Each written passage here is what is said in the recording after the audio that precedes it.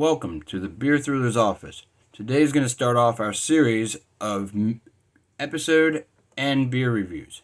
We're going to do one a week with the Futurama episodes releasing every Monday on Futurama Monday, starting today, July 24th.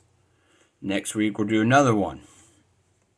There'll be 10 episodes this season, and we'll cover each episode for a quick, short, 5-minute or so review and a little bit of a beer review. Every week on the blog, we are also having a new article that will be Futurama related. This week's was a book review about Futurama and philosophy. I know all of you are big Socrates fans out there and big Bender fans, so a lot of philosophy and a lot of Bender. Enjoy. I'll leave the link for that down in the comments and dooply-doop, whatever stuff you want to call it. First up, we'll start with the beer. We got from SpaceTime Meadery, Omicron Persei 8.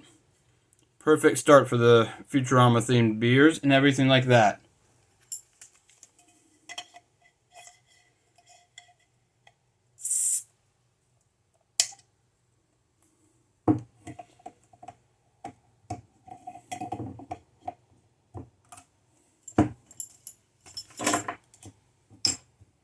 Alright, start this off here. We got our Futurama glass and everything to go with it.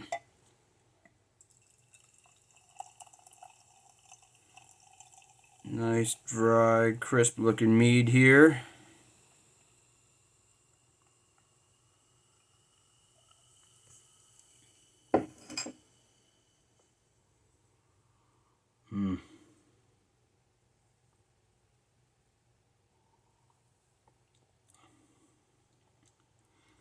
Good, mellow, honey, crisp. Delicious to start off here with. Alright, so let's get into the first episode. Today was the first released episode for the new season on Hulu. And they went for it on that. They wanted to dive right into like the rebooting jokes, the revive, the meta, the self-referential humor is full on in this episode. It's called The Impossible Stream. Basic bare bones episode. Plot is Fry realizes he's been in the future for 23 years and has done nothing with his time there and wants to make something of himself. So he decides as his life goal for it, he's going to watch every show ever created. They basically cut gag through it by saying he's already wasted most of his life and gotten to watch most of it, so he's down to having to watch the latest few seasons of All My Circuits. They say there's 13,020 episodes left, so he goes into like a little binge machine thing that Professor Farnsworth creates for him, and then his brain basically melts into the show and reality and all that stuff, and Bender and Leela create a plan of going to Fulu to keep the show running. They get Calculon back from Robot Hell.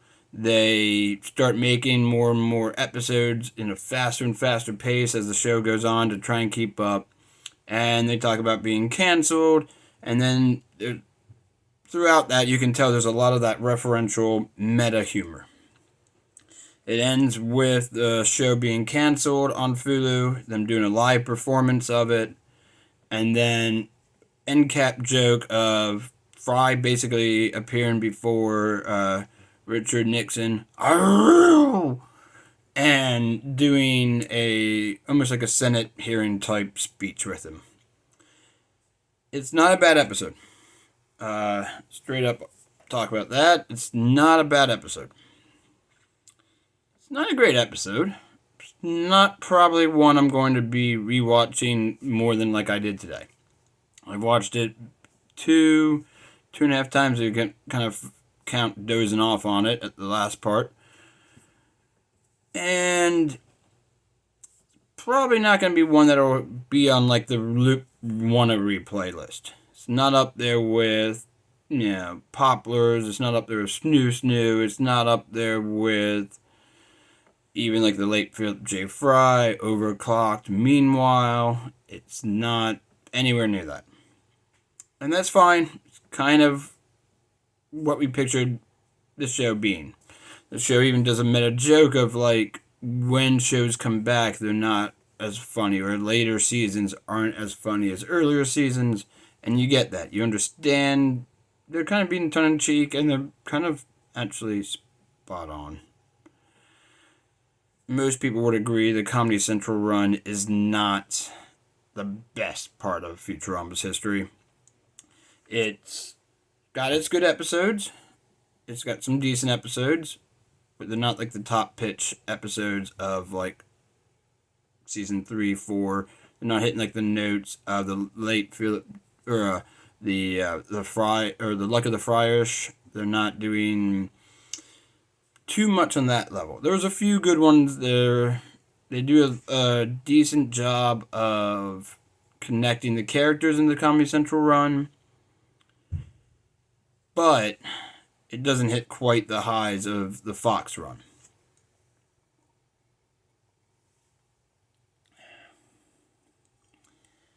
I'm kind of expecting the same, if not maybe diminishing returns on the Hulu run. I think we'll get some good episodes. Next week's is Children of a Lesser Bog, which I'm looking forward to.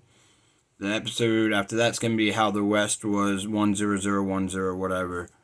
And from the trailer preview, that looks decent. Looks like it's going to be like a crypto kind of episode and stuff like that.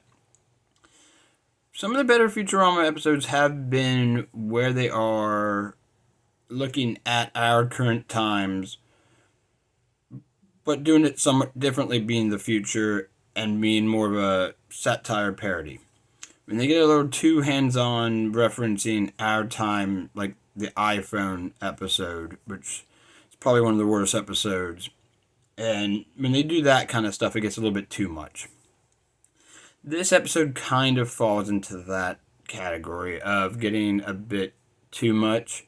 The sheer amount of times they talk about show being canceled 3-4 times and how that should never happen, and no good show's ever been canceled, and no show would ever go 10 years of being off the air and then coming back, and it gets to be a bit much like that. Like, you can kind of fully, like, the authorial hand is definitely in there, which is kind of the intent and the purpose of it, but if you're going to go that heavy meta, it's better be funny. Like, Rick and Morty has done a lot of heavy-handed meta, like with the train episode about, like, what the circular plot and how that works. They've done, like, that retcon episode one and stuff like that. So it can be done. It's gotta be done well. Which this wasn't done horribly, it just wasn't done funny. Which, for a comedy show, is kind of the point of it. There was very few real lines that had me absolutely, like, laughing out loud or giggling to myself. I don't think I didn't think the jokes fully landed. I think the only real joke that kind of didn't land for me was the coffee thing. And they showed that in the trailer, but not in the context of this. And alright, so Calculon makes coffee. You can guess how. I mean, it's not bad. The jokes aren't bad. They're not, like, offensively dumb, and it's not like you scratch your head like, where'd that even come from? It's just they just don't fully land. They're not just, like, outright laughable. There's, though it does have, like, a great one-liner, I think, that gets kind of glossed over at the very beginning, when they basically take the episode straight in from Meanwhile. Though they still do the 10-year time jump, though, but they take it straight from Meanwhile, and this episode goes straight from it. Just like the Comedy Central run went straight from the end of the movies, this goes straight out from Meanwhile. And the line that I like is Professor Farnsworth is, like, narrating, like, a prologue, and he says, we've been frozen in time for who knows how long, and with no time to lose, I decided. And it's going to sound a lot wittier and funnier when you actually watch it, but it's just a little funny. Like, if time's frozen, you pretty much do have as much time as you want. So, that's the joke. That's because time and there's lots of time, and then it's frozen. So you really have. Okay.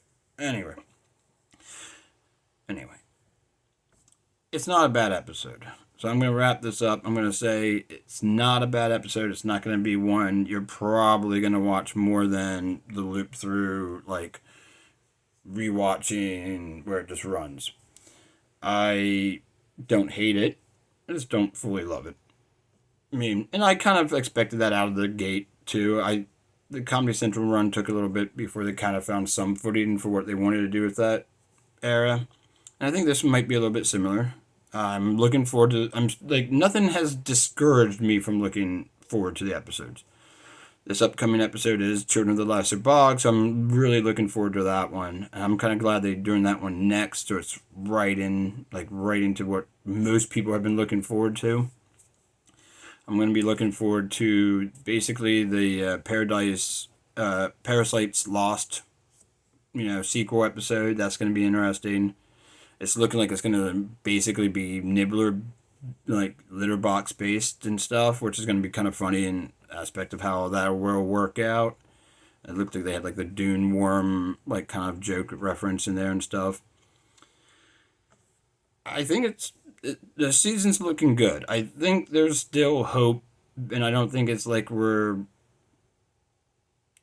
expecting it to fail. I think there's good in this. I think there's going to be something to be seen. I think it's going to be worth watching. So I'm happy for that.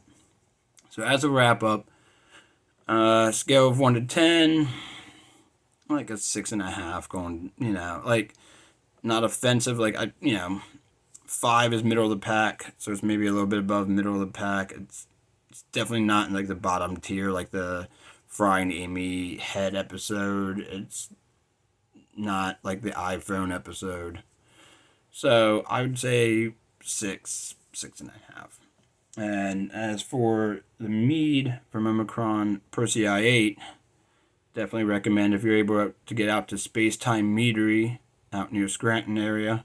Definitely make sure you can stop in and try them out. A lot of like sci-fi stuff, NASA stuff all over the little meadery. Very cool spot to hit up. Definitely give that a check out.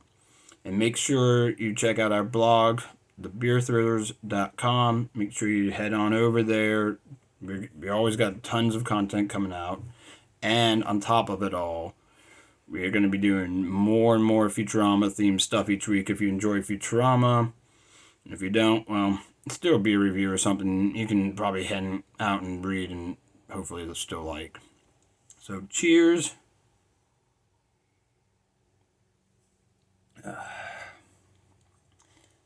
Goodbye, my fellow Earthicans. Godspeed.